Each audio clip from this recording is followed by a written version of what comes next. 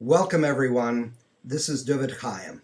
We are continuing our Motivational Monday series on the art and science of change. Today, we will be learning how to avoid feeling overwhelmed as we go through our day. The reason I am dedicating time to learn and to share with the Chevra lessons by the world's leading motivational teachers like Brendan Burchard, Byron Katie, Fabian Fredrickson, and others is that in my own story, I experienced so much frustration, not only in the beginning, but also throughout my recovery, and even up to today, with why I could get all fired up to change and then see my enthusiasm and drive dissipate. I saw so many highs and lows in my journey, with long periods of sobriety, and then boom, another fall. There were times that I was so close to just giving up on the 12-step program and resigning myself to just living out the rest of my life as an addict. But somehow, and certainly with God's help, I decided to invest time and resources into learning more about the tools of motivation and how to get the changes I wanted and needed to actually stick and be long-term. Plus, the biggest bonus about learning these techniques is that it benefits me in all areas of my life, as a husband, a father, a provider, in social circles, as a learner, and so much more. So please allow me to share with you the best techniques and research available today in the art and science of motivation. If I can save just one of you one more hour of agony and frustration that comes from the fall that I didn't want, then I will consider all this effort worthwhile. In our last session, we learned the 4 simple steps of how to begin to take action to improve your life. We discussed how often and how easy it is to feel overwhelmed or stuck in our life. Sure, we want to make change to improve, but at the beginning of our journey, it seems like such a huge uphill battle. That's why we learned the 4 simple steps to help us get started. Today, we will be talking about how to avoid feeling overwhelmed as we embark on a new goal in life, and by how using these 5 simple planning tools, we can accomplish more than we ever imagined. So let's begin by thinking about our own situation today and what it is you're trying to accomplish in life right now. Of course, for those of us listening on this call, we have a major goal of being sober and in recovery. I get that. But let's also acknowledge that we have many other goals. Perhaps you also want to lose 10 pounds, or be a better father, or maybe you're trying to find more time to learn your part-time in Kollel, or acquire new skills to help you earn more money in your career. And it's really okay to take on all these goals. But so often it feels like you're juggling 5 balls in the air all at once and you keep dropping them. These goals seem like they're competing for your attention and you can't seem to stay focused or make any real progress in any one of these areas. And on top of that, there's always something else that just pops up that also demanding your attention. So what can you do? How can you manage all these goals without going crazy or feeling like a big failure, since I see that I'm not making any real progress in any one of them, especially with my major goal of being sober in recovery? And especially since I've learned in the program that when my life is full of restlessness, irritability, and discontent, that I'm likely to turn to my drug of choice. So let's take a look at 5 simple tools that I can use to avoid feeling overwhelmed and actually improve my chance for success. Tool number 1, start your day organized. Well, that's a pretty simple suggestion, and it addresses a basic human tendency that most all of us have, and that's that we keep trying to keep all our plans up in our head. Of course, as you know, our minds can't hold so many plans, and I go crazy just trying to keep everything I need to do today. And so I freak out and I panic and my day is shot. The answer is to simply write down your plans for the day on paper or in your calendar. Stay organized.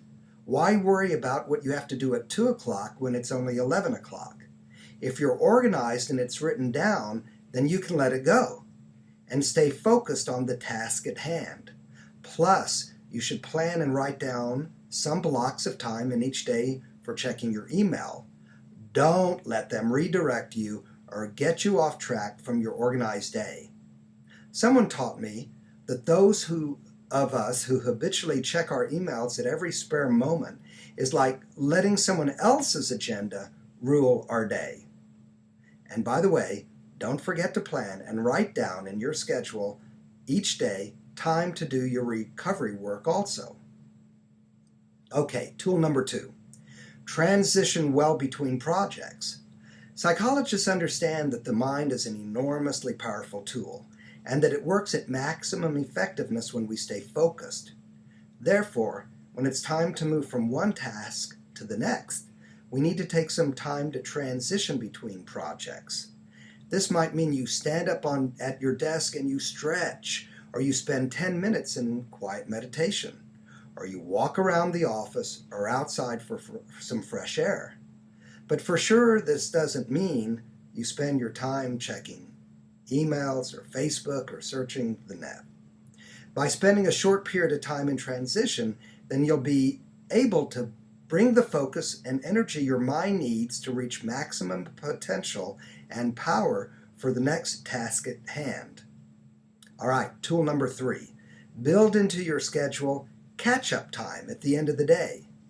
Even though I may load up my calendar with lots of tasks in my day, I always leave 30 minutes at the very end of the day that I call my catch-up time. That way, when I'm in the middle of my day and some new urgent task pops up, I don't have to drop what I've scheduled to work on. Instead, I don't panic and react since I'm comforted that I know that I have some time set aside at the end of the day for these extra demands. All right, tool number 4, be aware of your emotions. For those of you who have been on our calls long enough, you know that I've expressed that my Dayenu goal for working with my guys is to help them increase the awareness of their perceptions and motives. That's why it's so important to check in with yourself throughout your busy day and ask yourself, how am I feeling right now? And if I'm feeling overly stressed or angry, then relax. Don't let these emotions keep building up during the course of your busy day, because everyone on this call knows what will happen if we do. We can also make a conscious decision to choose how we feel, but only if we begin by being aware of our feelings. And when we choose to view our busy, jam-packed day in a positive way as another opportunity to build our character, we can choose to be responsive, not reactive, which brings us to the final tool, choose to generate peace. Without question, as 21st century men, our lives are racing along at a faster pace than ever in the history of mankind.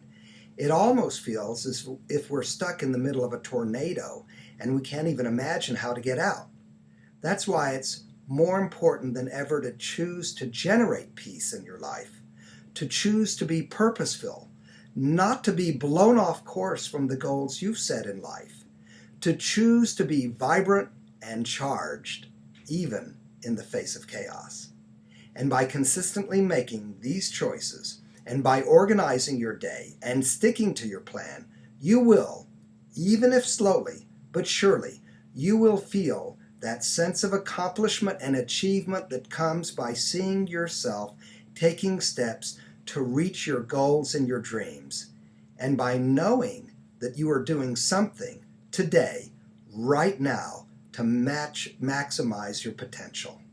And I promise you that by utilizing these 5 simple organizational tools, you too will join the ranks of high-performance individuals who are now realizing their dreams and aspirations to finally live a life full of sobriety, recovery, joy, and meaningful relationships, and who can openly declare, Zeh Hayom Asa Hashem, Nagila B'Nismecha Bo. Thanks everyone for joining me on this Motivational Monday, and remember, it works if you work it and you're worth it.